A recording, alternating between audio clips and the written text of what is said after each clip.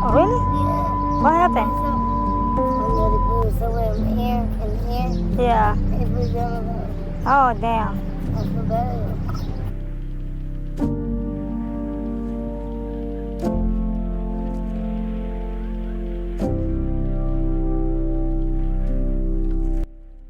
In the heart of Vancouver, luxury towers scrape the sky, yet beneath them, thousands sleep on bare concrete. Here, drugs move through sunlight like shadows with nowhere to hide. Theft isn't rare, survival trading isn't a secret, and robbery isn't a headline, it's routine. Footpaths have become beds, addiction walks freely, and silence protects what the skyline refuses to show. This isn't fiction, this is Vancouver's hidden reality. Welcome to GlobePath Travel Documentary, your gateway to untold travel truths. If you're new here, hit subscribe and like. Watch till the end because what you'll learn might change your entire view of Canada. Before packing your bags, watch this.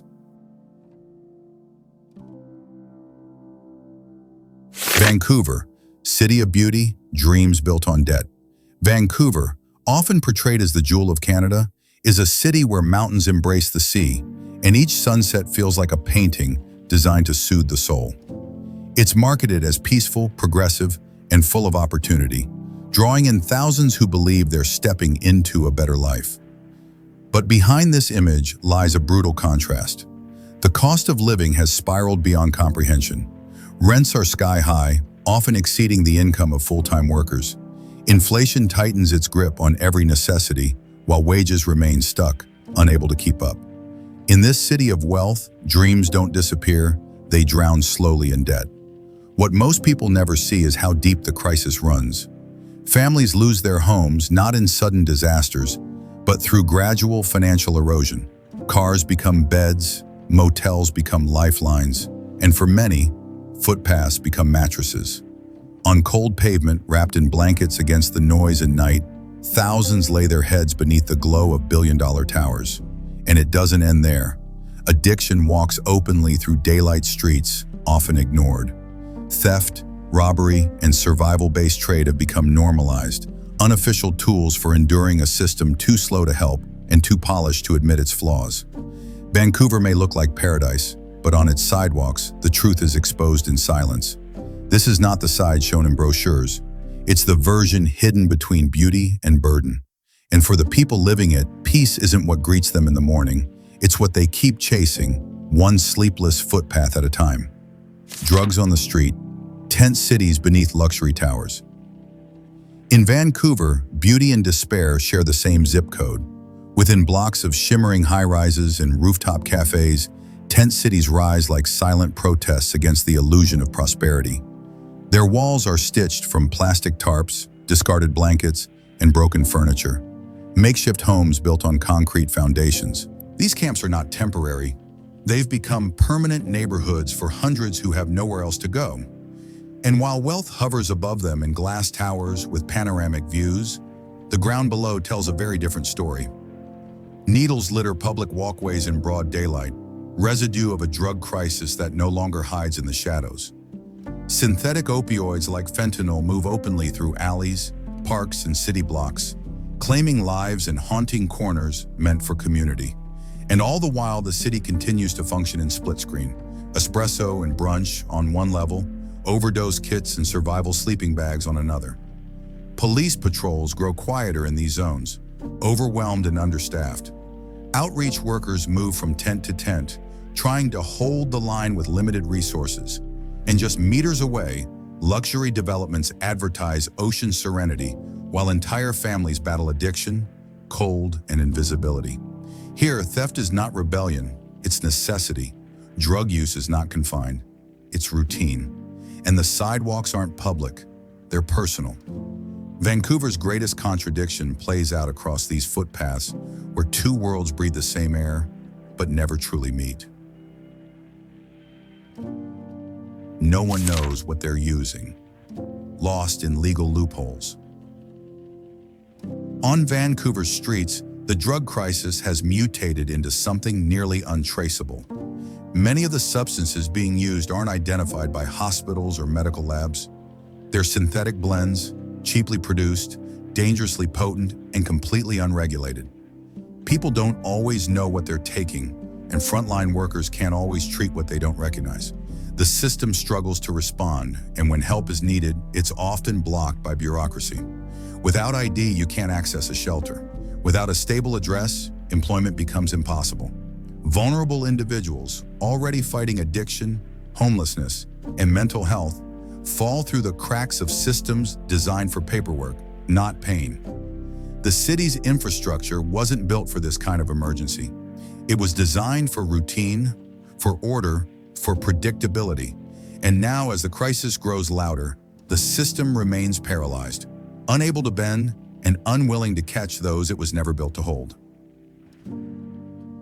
Theft, survival trade, mental health on the margin. In the margins of Vancouver's glowing cityscape, survival rewrites the rules.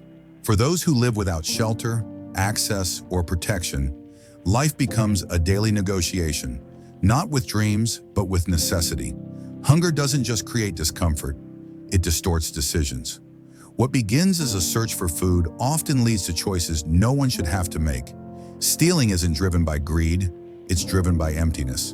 A granola bar from a store shelf, a jacket left behind on a bench, a phone snatched not to flaunt, but to sell for a night's shelter. Beneath these acts is something deeper, a quiet war against invisibility. Individuals offer labor, companionship, or personal dignity in exchange for warmth, safety, or silence. Survival trade becomes the currency of those who are locked out of conventional systems. It's a language learned out of sheer urgency, but behind these exchanges, behind each desperate gesture or petty offense, there exists layers of untreated trauma.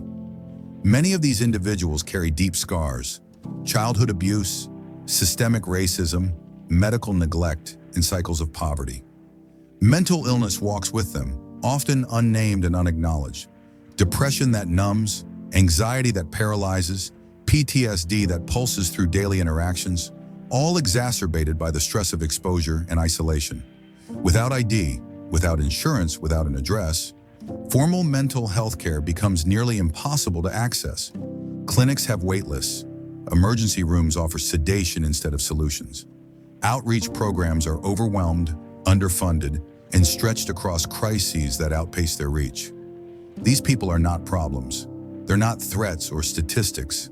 They are stories waiting to be heard, souls carrying more than their actions reveal. In the glow of luxury towers and curated storefronts, their pain may go unnoticed. But on the sidewalks, in alleys, near warming stations and shelters, their survival is a message. When society fails its most vulnerable, justice loses its meaning. The crimes committed here are not acts of defiance, they're echoes of desperation, and until that desperation is acknowledged with empathy, resources, and reform, it will continue to be played out. One stolen sandwich, one broken law, one untreated wound at a time. Safe injection sites aren't so safe, rent eaters and wage killers. In Vancouver's heart, harm reduction was meant to be hope. Safe injection sites, created to offer clean equipment, overdose prevention, and judgment-free care, stood as a lifeline in the city's spiraling drug crisis. But even these spaces now strain under impossible pressure. Overcrowded waiting rooms, limited staffing, and public misunderstanding turn what should be sanctuaries into overwhelmed checkpoints where help comes too little, too late. Outside, the reality sharpens. Users gather in daylight, corners hum with addiction, and the quiet urgency of overdose looms minute by minute. Yet health systems built on funding formulas and political optics struggle to prioritize the very people most in need. Meanwhile, another kind of survival unfolds silently in homes, basements, and break rooms. The cost of living in Vancouver has outpaced wages so dramatically, it feels like financial sabotage. Salaries land and disappear into rent, transit cards, inflated grocery bills. Workers juggle 2 or even 3 jobs just to pay for a room with shared walls and flickering heat. There is no reward for effort here, only exhaustion. Rent has become a predator, eating paychecks whole, while wages shrink under the weight of inflation, taxation, and stagnant policy. The math doesn't add up. Full-time employment no longer equals housing security. And so the margins grow wider, pulling in nurses, teachers, baristas, cleaners, students, elders. People who were once stable are now one missed paycheck away from the same tents, shelters, or street corners they never imagined occupying. In this city, systems meant to protect are buckling, and those left behind aren't just losing shelter. They're losing safety, sanity, and the belief that working hard will lead to anything better. A policy that's only halfway there, where help doesn't reach in Vancouver. The promise of help often arrives with paperwork. Aid programs exist on paper, in websites, in meetings filled with ambition. But when the crisis hits the pavement, those promises begin to crack. To access emergency shelter, you may need valid ID. To apply for housing assistance, you must have a fixed address. And to claim mental health or addiction support, you'll often need internet, a phone, or someone to guide you through the process. For thousands living in tents, motels, or cars, these requirements form an impossible barrier. Shelters turn people away for reasons that feel like rules. But land like rejection, miss the check-in time, and you sleep outside. Carry too many belongings and you're denied entry. Have a pet, that might cost you a bed for the night. Food banks, once symbols of relief, now ask for proof of residence or financial status. Paperwork many don't have. In theory, these policies were designed to organize limited resources. In reality, they create an invisible wall where desperation is measured against bureaucracy. And here's the paradox. Help is available, but not reachable. The city boasts programs, grants, and outreach teams, but they often fall short, overwhelmed by demand and bound by rules that exclude the very people they aim to serve. Those most in need aren't just underserved, they're unseen. Forgotten in forms, rejected by systems, buried under technicalities. It's not that there's no help, it's that help only goes halfway. And in the other half, people sleep on sidewalks, skip meals, spiral through untreated trauma, and survive one denied form at a time. This was the story of Vancouver you rarely see, a city where beauty lives beside pain. If you're planning to come to Canada, don't just arrive with dreams. Come with an investment, because living here takes more than hope. Life moves forward, but not easily. If this video stirred a thought, a question, or a feeling in your heart, don't hesitate. Drop it in the comments. We read every word, and replies are our promise. Make sure to like this video, subscribe to the channel, and hit the bell icon, because the next episode will be even more powerful, more eye-opening than this one. This wasn't just a documentary, it was a truth seen through the lens of real life. You're watching Globe Path, where every journey reveals what the maps don't show. See you in the next one.